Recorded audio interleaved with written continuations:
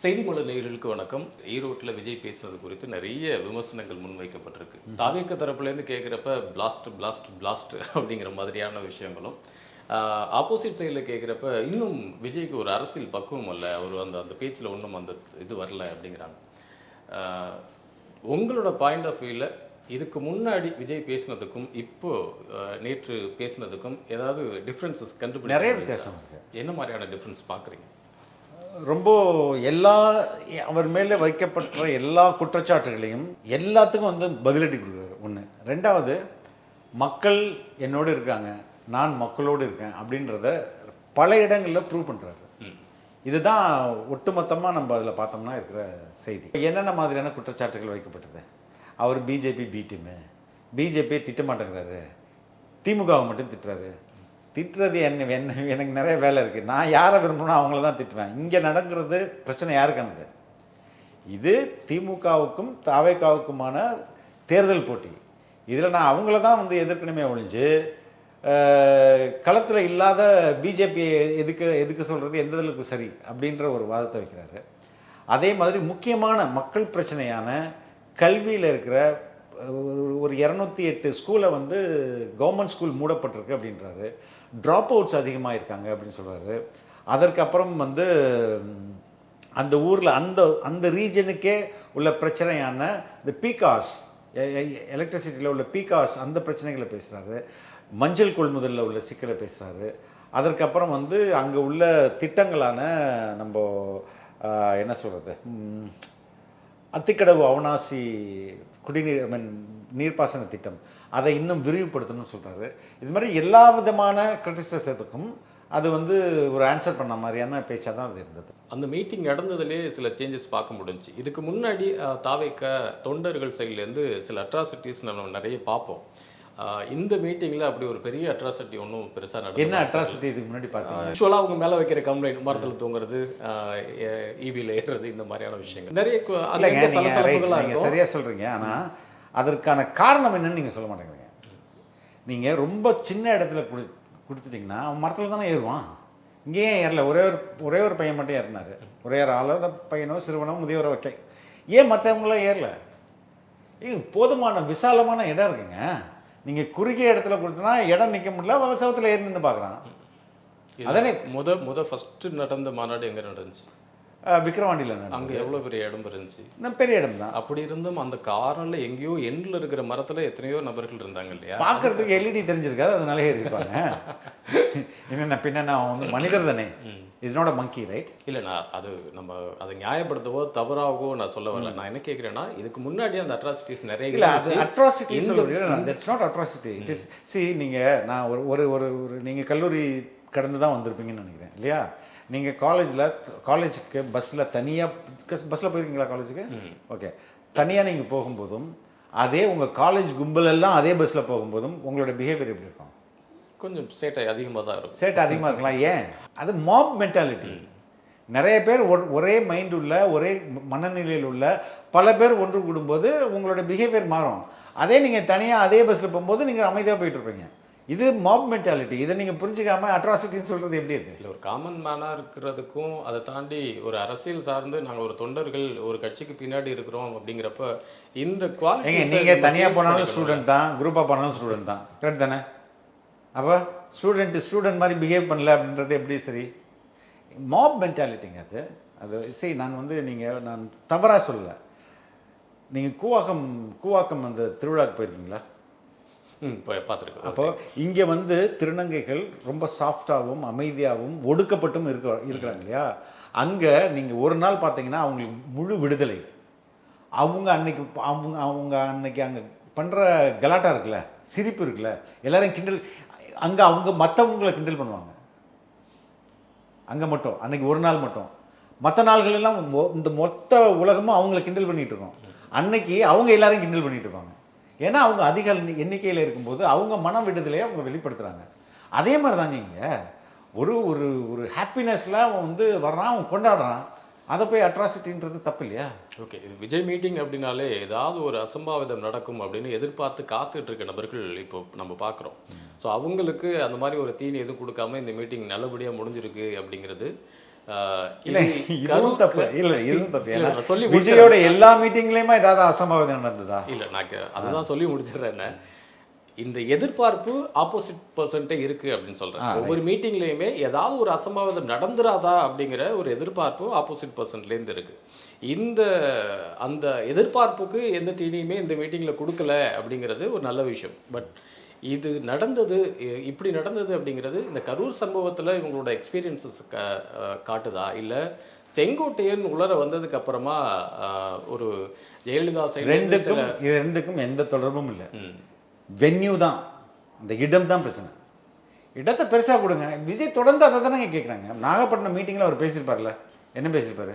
ஏங்க மக்கள் சந்திக்கணும், ஒரு விசாலமான இடத்த கொடுங்க அப்படின்னு கேட்குறாரு. அதானே உங்களுக்கு தொடக்க நாள்லேருந்து பிரச்சனையாக இருந்திருக்கு. அப்போ இடம் பெருசாக இருக்கும்போது எந்த பிரச்சனையும் இருக்காது.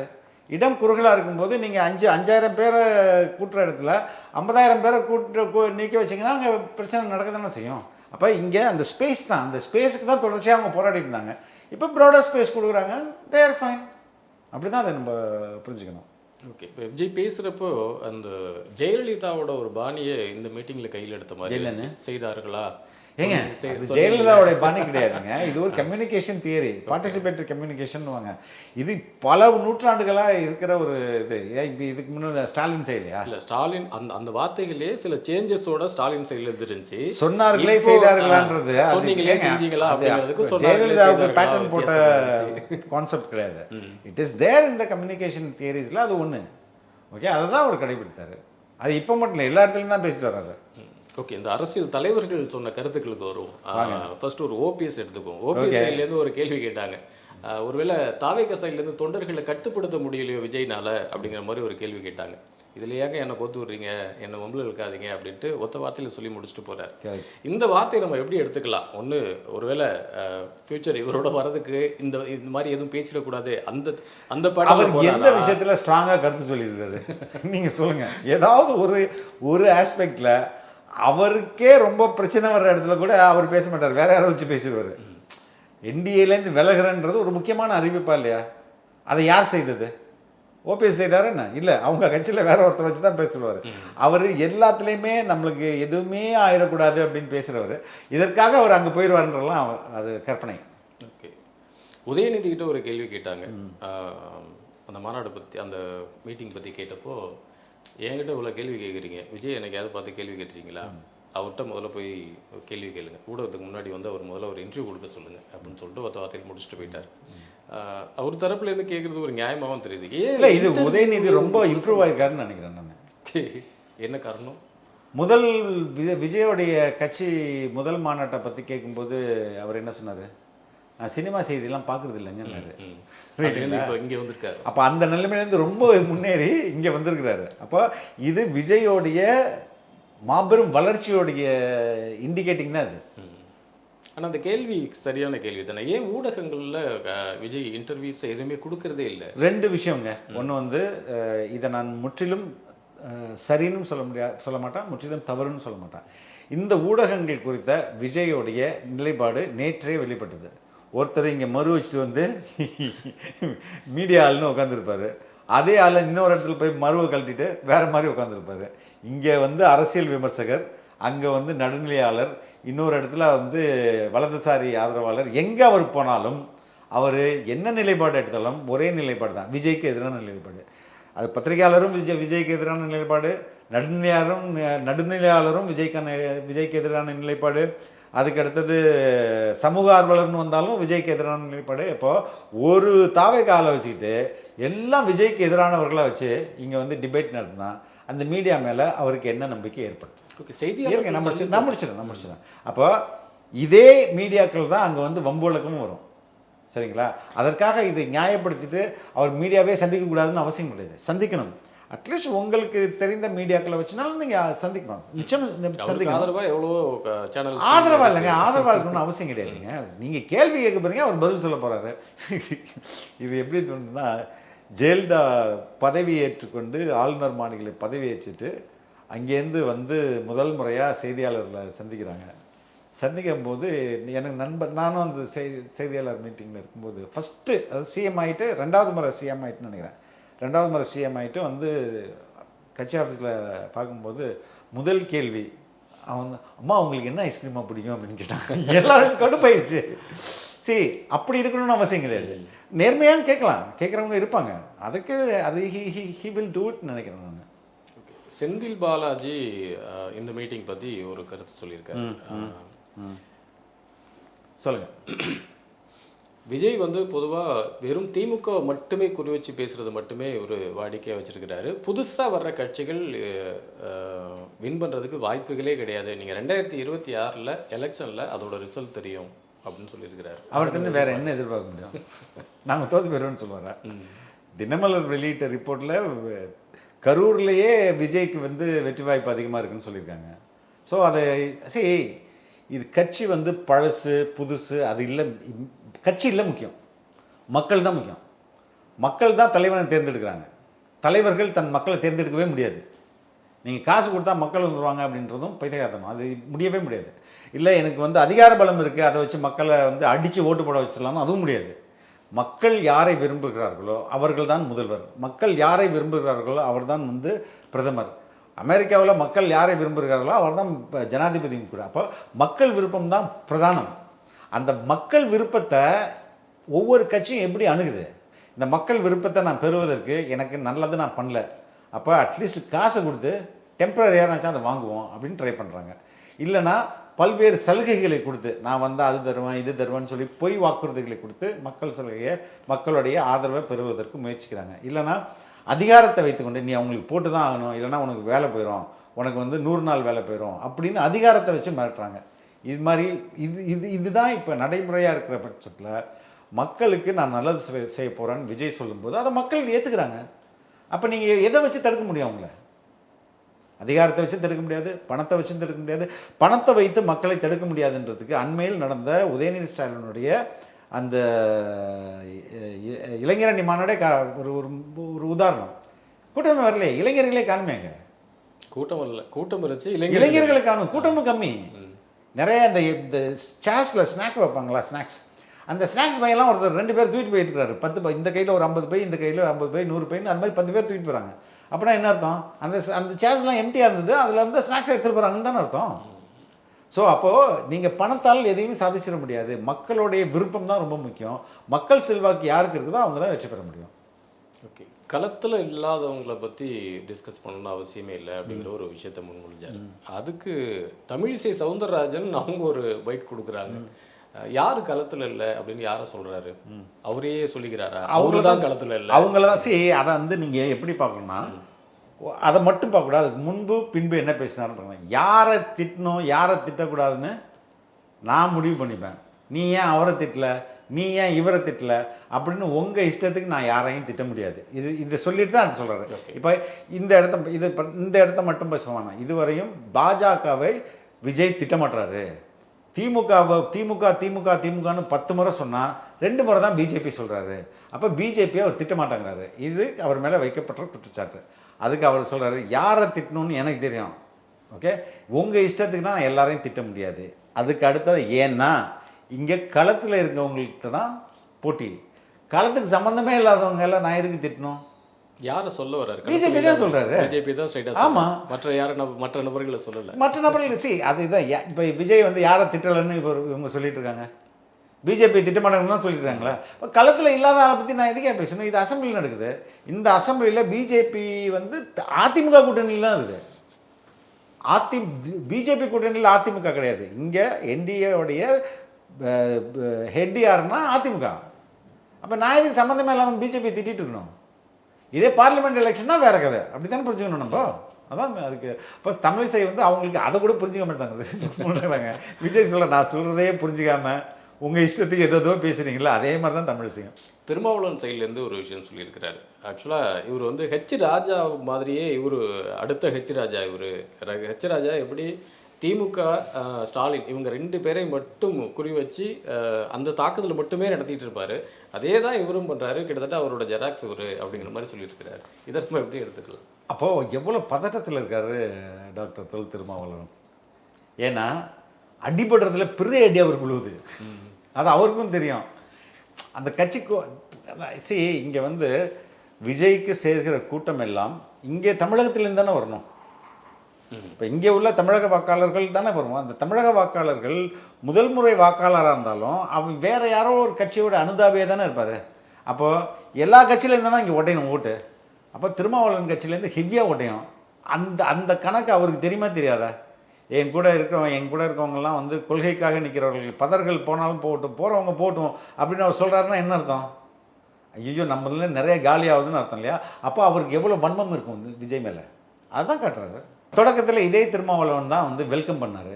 இங்கே இதே வந்து என்ன சொல்கிறது, அரசியல் களம் அனைவருக்குமானது, எல்லாரும் வந்து இங்கே அரசியல் பண்ணலாம், மக்கள் ஏற்றுக்கொண்டால் அவர் வந்து தலைவராகலாம் அப்படின்னு அவர் ரொம்ப டெமோக்ராட்டிக்காக பேசின அதே திருமாவளவன் இப்போ எதுக்கு இப்படி ரொம்ப ஒரு என்ன சொல்கிறது, ஒரு ஃபாசிஸ்ட் மாதிரி பேசுகிறாரு? எதுக்கு அப்படி பேசணும்? ஏன்னா அவருக்கான பாதிப்பு அவருக்கு தானேங்க தெரியும், அவருக்கான வழி அவருக்கு தானே தெரியும். அதனால தான் அந்த மீட்டிங்கில் செங்கோட்டையன் தாவேகவில் இணைந்தது நமக்கு மிகப்பெரிய பலம், அதே மாதிரி இன்னும் நிறைய தலைவர்கள் வராங்க அப்படின்னு சொல்லியிருந்தார். அதுக்கு அந்த பர்டிகுலர் அந்த பாயிண்ட்டுக்கு ஆர்பி உதயகுமார் ஒரு இன்டர்வியூ கொடுத்துருக்காரு. தாவேகாவை நம்பி இது வரைக்கும் யார் அங்கே போயிருக்கா, ஏடிஎம்கே சைட்லேருந்து யார் போயிருக்கா? அப்படிலாம் யாரும் போகல, அப்படி போகிற மாதிரி யாருக்கும் ஐடியாவும் இல்லை. பாதை தவறி போகிறவங்களால ஒரு நல்ல அரசியல் வியூகத்தை வகுத்து கொடுக்க முடியாது, அந்த பாதையை அவங்களால காட்ட முடியாது அப்படின்னு செங்கோட்டையனை டார்கெட் பண்ணுறாரு. ஸோ இதை எப்படி இப்போ எடுத்துக்கலாம்? ஃபர்ஸ்ட் ஆஃப் ஆல் விஜய் என்ன பேசினார்ன்றதை கரெக்டாக நீங்கள் சொல்லணும். அண்ணன் செங்கோட்டையன் நம்மகிட்ட வந்து சேர்ந்தது நமக்கெல்லாம் பலம். அண்ணன் செங்கோட்டையனை போன்றே பலர் தலைவர்கள் இல்லை, பலர் இங்கே வந்து சேருவாங்க, அவர்களுக்கான உரிய அங்கீகாரம் வழங்கப்படும். இதுதான் அந்த ஸ்டேட்மெண்ட்டுடைய ஃபுல் மீனிங். இப்போ இந்த பல தலைவர்கள்னு யார் சொன்னது? பலர்னு அதிமுகலேருந்து வரணும்னு அவசியம் கிடையாது, திமுகவிலேருந்து வரலாம், பல்வேறு இடங்கள்லேருந்து.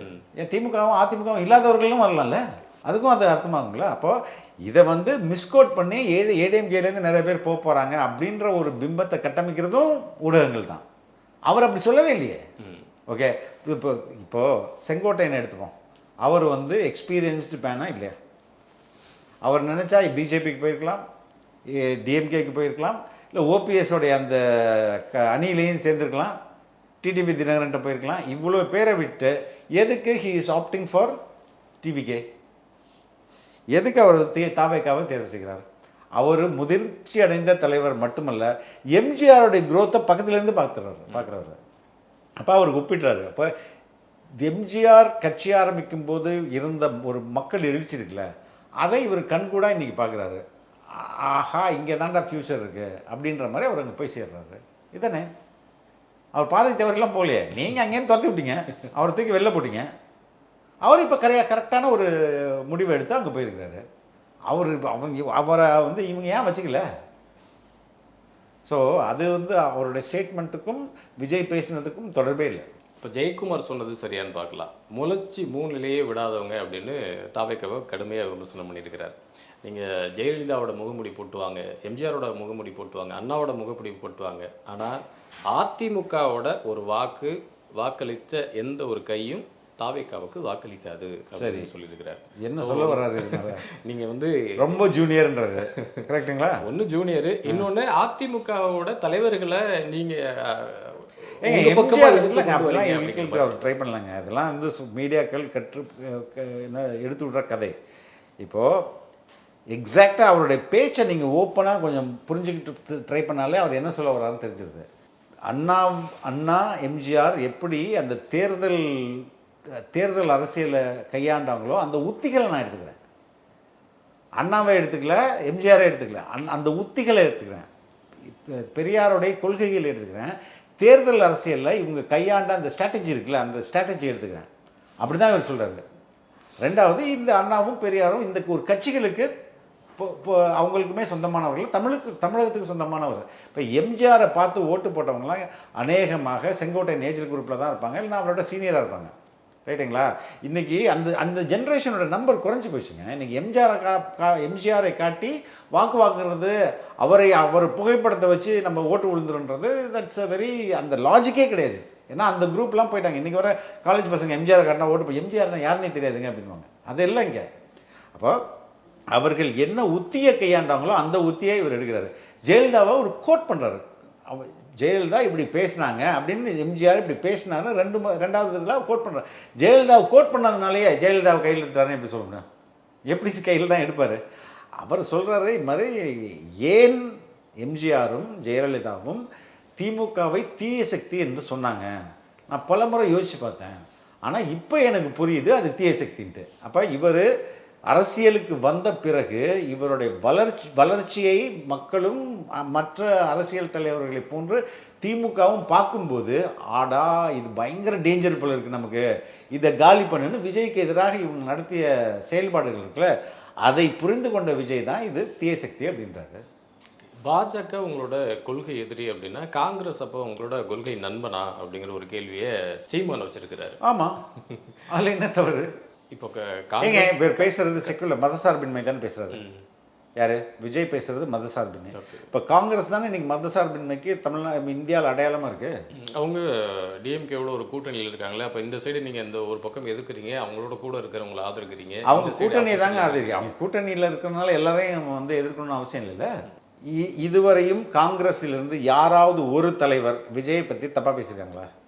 திமுக வைக்கிற விமர்சனம், அதே மாதிரி நம்ம விசிகே வைக்கிற விமர்சனம் இவர் மேலே வைக்கப்பட்டிருக்கா? காங்கிரஸ் தலைவர்கள் விஜய் மேலே வைக்கிறாங்களா? ஏன் வைக்க மாட்டேங்கிறாங்க? 2 பேருமே இயற்கையான கூட்டணிங்க அது, அதனால தான் வைக்க மாட்டேங்கிறாங்க. வர எலெக்ஷனில் 234 தொகுதிகளிலையும் விஜய் யாரை கையை காட்டுறாரோ அவங்க தான் எம்எல்ஏ அப்படின்னு செங்கோட்டையனே சொல்லியிருக்கிறார். இதை நம்ம எப்படி எடுத்துக்கலாம்? ஏன்னா பெரிய பிரபலமான நபர்கள் யாருமே அதில் ஒன்றும் தெரியல. அந்த கட்சிக்குள்ளார யார் யார் வரப்போகிறாங்க அப்படின்னு தெரியல. இவர் கையை காட்டுற நபர் அப்படின்னா ஆல்ரெடி செலக்டடில் இருக்காங்களா, இல்லை இனிமேல் தான் அதுக்குண்டான இல்லை? அதுக்கு மீனிங் 2. நீங்கள் எல்லா தொகுதியிலும் விஜய்க்காக ஓட்டு கொடுங்கள், அப்படி தான் அதுக்கு அர்த்தம். ஓகே, அந்த கேண்டிடேட் இப்போதைக்கு உங்களுக்கு முக்கியம் கிடையாது. வெற்றி முக்கியம், வெற்றிக்கு விஜய் முக்கியம். விஜயோடைய ரெப்ரசன்டேட்டிவாக இவரை பாருங்க அப்படின்றதுக்காக அதுக்கு. ஓகே. ஆனால் பொதுவாக அரசியலில் இப்போது எடப்பாடியாக இருக்கட்டும், இல்லை ஸ்டாலினாக கூட இருக்கட்டும், ஸ்டாலின் மேலே ஒரு திருப்தி இருக்கிறவங்க ஒரு ஒரு களத்தில் நிற்கக்கூடிய அதர் பர்சன் அவங்க மேலே ஒரு அதிருப்தியில் இருக்காங்க அப்படின்னா அந்த இடத்துல அந்த நெகட்டிவ் ஆஸ்பெக்ட் தானே அங்கே ஒர்க் ஆகுது. ஸ்டாலின் எனக்கு பிடிக்கும் அப்படிங்கிறதுக்காக அவரை தேர்ந்தெடுக்கிறது இல்லையா? அதே மாதிரி விஜய் எனக்கு பிடிக்கும் அப்படிங்கிறதுனால நீங்கள் தேர்ந்தெடுக்கப்படுற அந்த அப்போ இங்கே திருப்தியில் இருக்காங்கன்றீங்களா மக்கள்? இல்லை, நான் கேட்குறேன் எக்ஸாம்பிளுக்காக. இல்லை, எக்ஸாம்பிளுக்கு தான் கூட. இப்போ திமுகவில் எத்தனை பேர் திருப்தியாக இருக்காங்க, அதிமுக மேலே எத்தனை பேர் அதிருப்தியில் இருக்காங்க? ஆப்வியஸாங்க. ரெண்டாவது ஒரு மாற்றம் வேணும்னு நினைப்பாங்களே. கடந்த 50 ஆண்டுகளாக 2 பேரும் மாறி மாறி ஆட்சி பண்ணிட்டு இருக்காங்க. இதனால் என்னுடைய வாழ்க்கை சுரண்டப்படுது, என்னுடைய கனிம வளங்கள் சுரண்டப்படுது, இங்கே ஊழல் தலைவிரித்து ஆடுது. இது எல்லாருக்குமே தெரியும். மாற்றம்னு பார்த்தா யாரும் இல்லை. கண்ணு இப்போ விஜய் புதுசாக வந்திருக்கிறாரு, மாற்றத்தை கொடுக்குறேன்னு சொல்கிறாரு, அவருக்கு போடுவோம், அவ்வளோதான். அவர் விஜய் இத்தனைக்கும் பரிச்சயமானவர். அவர் வைக்கிற வாதங்கள் ரொம்ப புதுசாக இருக்குது. எங்க ஒரு இன்னைக்கு டாப் மோஸ்ட் மினிஸ்டராக இருக்கிறவர் ஒரு 20 ஆண்டுகள் இல்லைன்னா 25 ஆண்டுகளுக்கு முன்னாடி சாதாரண கைநடி கொண்டாடல போனவர். இன்னைக்கு அவர் பல்லேஷ் அவ்வளோ கார் இருக்கு. எப்படி பென்ஷன், இந்த எம்எல்ஏ பென்ஷனில் சம்பாதிச்சிட முடியுமா? அவ்வளோ எப்படி சம்பாதிக்கிறாரு? இது அந்த ஊர் மக்கள் பார்த்துட்டு தானே இருப்பாங்க.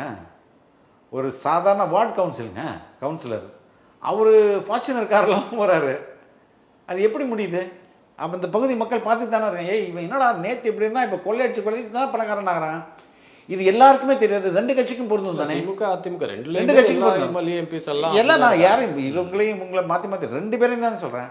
அப்போது எனக்கு நான் எல்லா பணத்தையும் பார்த்துட்டு எனக்கு இனிமேல் பண ஆசை இல்லைங்க, நான் உங்களுக்கு சேவ் பண்ணணுன்னு தான் வரும்போது, இப்போ ரொம்ப கைநட்டி கொண்டாடில் போகிறவன் இன்றைக்கி பென்ஸ் காரில் போயிட்டுருக்கான். ரோல்ஸ் ராய்ஸில் போகிற விஜய் நான் எனக்கு எல்லாம் போதுங்க, என்கிட்ட இருக்குது, வீட்டிலே ரோல்ஸ் ராய்ஸ் இருக்குது, எனக்கு வேணாம், இனிமேல் வாங்க வேணாம், ஐ வில் கம் டவுன் அப்படின்னும் போது யாரை மக்கள் நம்புவாங்க? யாருக்கு அதிக முக்கியத்துவம் தருவாங்க? அதுதான் நடக்கும். விஜய்க்கு தான் முக்கியத்துவம் தருவாங்க, அவரை தான் நம்புவாங்க. இதுதானே பேசிக் ஃபேக்டர் கூட. இப்போ விஜய் கை காட்டுற அந்த களத்தில் நிற்கக்கூடிய அந்த வேட்பாளரை மக்கள் அப்படி எடுத்துக்குவாங்கங்கிறீங்க? அப்படி தான் எடுத்துப்பாங்க. முதல் முறை இப்போ ஆல்மோஸ்ட் எப்போதும் அப்படி தாங்க. யாருங்க இப்போ நீங்கள் கடைசி எத்தனை முறை ஓட்டு போட்டிங்கன்னு தெரில. இந்த நம்ம கேண்டிடேட் யார்? DMK candidate. ஓ இவரா? ஓகே. இது பிஜேபி கேண்டிடேட்டா? ரைட். இவங்க. இதுக்கு அடுத்தது நாம் தமிழர் இவங்களா? ஓகே. இந்த 3 பேரையும் ஒப்பிடுங்க. யார் நல்லா படிச்சிருக்கா, யாருக்கு அறிவு இருக்குது, யாருக்கு குற்றப்பின்புலம் இல்லை, யார் ஆட்சி நல்லா இருக்கும், இப்படி எல்லா கேண்டிடேட்டையும் எடுத்து வச்சு ஆய்வு பண்ணி ஓட்டு போடுறவங்க எத்தனை பேர் இருப்பாங்க? Very very 1% or 2%. அவங்களால வெற்றியை டிசைட் பண்ண முடியாது, தோல்வியை டிசைட் பண்ண முடியாது. இப்போ ஒரு மாஸ் கான்சியன்ஸ் இருக்குல்ல, அதாவது எல்லா கூட்டு மனநிலை, அந்த கூட்டு மனநிலை யாருக்கு இருக்குது, அந்த மாஸ் கான்சியன்ஸ் யாருக்கு இருக்குதோ அவங்க தான் வெற்றி பெறுவாங்க. போன முறை இந்த கூட்டு மனநிலை திமுகவுக்கு ஆதரவாக இருந்தது, அதனால திமுக வெற்றி பெற்றது. இந்த முறை இந்த கூட்டு மனநிலை விஜய்க்கு ஆதரவாக இருக்குது, அதனால விஜய் வெற்றி பெறுவார். ஓகே, மக்கள் நலனுக்காக நான் போராடுவேன், மக்களோட பிரச்சனை அப்படின்னா நான் இமீடியட்டாக அந்த இடத்துல நிற்பேன் அப்படின்னு சொல்கிறார். ஆனால் மக்களோட கேள்விகள் என்ன இருக்குன்னா, இந்த தீபத்தூண் விஷயத்துக்கு நீங்கள் எதுவுமே பேசலை, எஸ்ஆர் விஷயத்துக்கு நீங்கள் எதுவுமே பேசலை, இப்போ இந்த விஷயத்துக்கு எதுவுமே பேசலையா? எதுவுமே பேசலைன்னா யாரை பாயிண்ட் அவுட் பண்ணி சொல்லணுமோ அதை சொல்லலை, பிரச்சனை என்னங்கிறத சொல்லியிருந்தார் இல்லையா? ஏங்க கேஸ் வரேன்னு போட்டிருக்காங்க, சுப்ரீம் கோர்ட்டில் கேஸ் போட்டிருக்காங்க. சரி, அடுத்த சொல்லுங்க, ஒன்பது சொல்லுங்க. தீபத்தூனுக்கு வாங்க. தீபத்தூன்ல என்ன பிரச்சனை? தீபத்தூன் பற்றி இவர் எந்த விஷயத்துக்கும் எப்படி ஆரம்பிச்சது அந்த பிரச்சனை? திருப்பரங்குன்றத்தில் என்ன பிரச்சனை என்னது? இப்போ தீபத்தூனில் பிரச்சனை கிடையாது. அங்கே வந்து இஸ்லாமியர்களுக்கும் இஸ்லாமியர்களோட தர்கா இருக்குது. அந்த தர்காவுக்கு இவ்வளோ பல நூறு வருடங்களாக அங்கே வந்து நேர்த்திக்கடன் பண்ணி பிரியாணி ஆக்கியோ கோழிக்கறி ஆக்கியோ ஆட்டுக்கறி ஆக்கியோ சமைச்சு சாப்பிட்டுட்டு இந்த வரலாறு இருக்குல்ல, இந்த வரலாற்று பயணத்தை திமுக அரசு வந்த பிறகு தனது 2வது ஆண்டில் காவல்துறையை போட்டு தடுக்கிறாங்க. இனிமேல் யாரும் அங்கே போகக்கூடாது, ஆடு கோழி அறுக்கக்கூடாதுன்னு ஒரு பிரச்சனையை உருவாக்குறாங்க. இதற்கப்புறம் அங்கே இஸ்லாமியர்கள் போராட்டம் நடத்துகிறாங்க. இஸ்லாமியர்கள் போராட்டம் நடத்தின உடனே இதாண்டா சாக்குன்னு நேராக வந்து இந்துத்துவ அமைப்புகள் வருது, அவங்க போராட்டம் நடத்துகிறாங்க. அவங்க போராட்டத்துக்கு திமுக அரசு அனுமதி கொடுக்குது. அதுக்கப்புறம் இந்த தீபத்தூன் பிரச்சனைக்கு கோர்ட்டில் கேஸ் போடுறாங்க. கேஸில் இவங்க எந்த அளவுக்கு வாதாடினாங்க அதெல்லாம் பார்க்கணும். எதுக்குன்னா, இது செயற்கையாக திமுக தன்னுடைய அரசியல் போன வருஷம் இது எப்படிங்க இருந்துச்சு? இதே தீபத்தூன் பிரச்சனை போன வருஷமாக இருந்ததுல்ல, என்ன இது எப்படி நடந்துச்சு? இந்த அளவுக்கு போராட்டங்கள் நடந்ததா? அதுக்கு முந்தின வருஷம் நடந்ததா? வருடம் இந்த நாளன்னைக்கு இந்து மக்கள் கட்சியும் இந்து முன்னணியும் வந்து ஒரு கோஷம் போட்டு போயிடுவாங்க, அவ்வளோதான். இவ்வளோ வருஷம் அதான் நடந்தது. ஆனால் இந்த வருஷம் மிகப்பெரிய போராட்டமாக மாற்றப்படுது. அது திமுக மைனாரிட்டியோட பாதுகாவலர்கள் அப்படின்னு சொல்கிறதுக்கு இது ஒரு நாடகம் நடத்துது. இந்த நாடகத்தில் போய் விஜய் வந்து நீங்கள் 2 பேரும் நடிச்சிட்டு இருப்பீங்க, அது உண்மையிலே நடக்குதுன்னு போல இருக்கு, கருத்தை சொல்லணும்னு எதிர்பார்க்குறது. இஸ் இட் கரெக்ட் ஆர் ரொம்ப இது வந்து ஃபுலிஷ்னஸ்? சரிங்களா? அதை எதுக்கு பண்ணுவோம்? அடுத்தது சொல்லுங்கள். இந்த 100 நாள் வேலை திட்டம், அதை மத்திய அரசு காந்தியோட பெயரை மாற்றி பண்ணிட்டாங்க, இப்படி ஒரு விஷயத்த எல்லாருமே பேசிகிட்டு இருக்கிறாங்க, நீங்கள் ஏன் பேசலை அப்படிங்கிற ஒரு கேள்வி. சரி, அந்த 100 நாள் வேலை திட்டத்தில் மற்ற என்ன பிரச்சனைகள்? அதில் நிறைய பிரச்சனை இருக்குங்க. இப்போ இந்த இஷ்யூவை விட அதே மாநாட்டில் அதே கூட்டத்தில் அருண்ராஜ் அவர்கள் அதை பேசினார். அதே மாதிரி அவங்க அந்த டிஜிபி இருக்காங்கள்ல, பெண் டிஜிபி சீமா அகர்வால், அவர்களுக்கு முன்னுரிமை கொடுக்கணும்னு சொன்னார். அதை ஏன் மற்றவங்க யாரும் பேசலை? ஏன் பேசலை? ஏதோ பொறுப்பு டிஜிபின்னு சொல்லி கொண்டு வந்து நிறுத்துறாங்கல்ல, ஏன் அந்த டிஜிபிக்கு இவங்க வந்து டிஜிபி அவங்க தானே சீனியர் மோஸ்ட்டு, அவங்களுக்கு தானே, உங்களுக்கு நீங்கள் பெண்களை மதிக்கிற அரசுன்னா அவங்களுக்கு கொடுக்கணுமா இல்லையா? ஏன் கொடுக்க மாட்டேங்கிறாங்க? இதை ஏன் எந்த சேனலும் பேச மாட்டேங்கிறாங்க? இதுக்கு கருத்து சொல்லியிருக்காருல்ல விஜய், இதுக்கு ஏன் மற்ற கட்சிகள்லாம் கருத்து சொல்ல? அவங்களுக்கு காது கேட்கலையா? இது ஜென்யூனான இஷ்யூவா இல்லையா? இதனால் ட்ராமா, இது ஜென்யூனான இஷ்யூ தானே, இதுக்கு ஏன் மற்றவங்க பேச மாட்டேங்கிறாங்க? இது ஏன் இது வந்து கருத்து சொல்ல மாட்டேங்கிறான்றது கட்டமைக்கப்பட்ட பொய். எல்லா இடத்துக்கும் அவர் தான் களத்தில் நின்று அவர்களுடைய தொண்டர்களோ இல்லை அவரோ இல்லை அவருடைய சார்ந்தவர்களோ போராடி தானே இருக்காங்க. வக்ஃபில் இவர் தாங்க கம்ப்ளைண்ட்டு. தபேக சார்பில் விஜயை கேஸ் போடுறாரு, திமுக சார்பில் யார் கேஸ் போடுறா? ஆசா கேஸ் போடுறாரு. கேரளா இங்கேயும் தமிழ்நாட்டில் வந்து திமுக அரசு நடக்குதுல, அங்கே மாதிரி கேரளாவில் சிபிஎம் அரசு தானே நடக்குது. கம்யூனிஸ்ட் அரசாங்கம் கேரளாவில் கேஸ் போடுது. கேரளா அரசு, தமிழக அரசு இங்கே கேஸ் போடல. ஏன் கேஸ் போடல? இதை ஏன் மற்றவங்க பேச மாட்டேங்கிறாங்க? You have multiple voices. அதனால் நீ விஜய்க்கு எதிராக பேசலாம், ஆனால் உண்மைன்றது ஒரு பக்கம் தனியாக தானே நிற்கும். அதே மீட்டிங்கில் நீங்கள் ஆட்சி நடத்துகிறீங்களா இல்லை கண்காட்சி நடத்துகிறீங்களா அப்படிங்கிற மாதிரி ஒரு வார்த்தை சொல்லியிருந்தார். அது எதை பேஸ் பண்ணி சொன்னார்னு தெரில. ஆனால் இப்போ ட்ரோல் பண்ணிட்டு இருக்கிறது என்ன அப்படின்னா, பராசக்தியோட ஈவெண்ட் வள்ளுவர் கோட்டத்தில் நடந்திருக்கு. ஸோ இதுக்கு அகெயின்ஸ்டாக இதை தான் பேஸ் பண்ணி நீங்கள் ஆட்சி நடத்துறீங்களா? இல்லைங்க, இங்கே வந்து அவர் அத்திக்கடவு அவிநாசி திட்டத்தை பற்றி பேசுகிறாரு. அதை எக்ஸ்டெண்ட் பண்ணால் இன்னும் பல லட்சம் ஏக்கருக்கு வந்து தண்ணி கிடைக்கும், பாசனம் நீர்ப்பாசனம் உயரும், விளைச்சல் பெருகும். இது மாதிரி மக்கள் நல திட்டத்துக்கு ஃபோக்கஸ் பண்ணாமல் நீங்கள் வந்து வள்ளுவர் கோட்டத்தில் உட்காந்து கண்காட்சி நடத்துறீங்க. வள்ளுவர் கோட்டத்துக்கு தான் முக்கியத்துவம் கொடுக்குறீங்க. அப்போ தான் கவர்மெண்ட் நடத்துறீங்களா கண்காட்சி நடத்துறீங்களா? வள்ளுவர் கோட்டத்தில் தாங்க வந்து இப்போது இந்த பராசக்தி ஆடியோ லான்ச்சு முதல்ல ஆடியோ லான்ச்சு அங்கே நடக்குது. அதுக்கு முன்னாடி புத்தக கண்காட்சி அங்கே தான் நடந்தது. புத்தக கண்காட்சின்றது நார்மலான புத்தக கண்காட்சி இல்லை, ஒன்லி திமுக ஆதரவு புத்தக கண்காட்சி. அங்கே தான் அறிவு திருவிழாவும் நடந்தது. அப்போ உங்களுடைய ஃபோக்கஸ் எங்கே இருக்கு? சும்மா விளம்பரத்தில் தானே இருக்கு, கண்காட்சி தானே அது. அதுதான் அவர் கேட்குறாரு.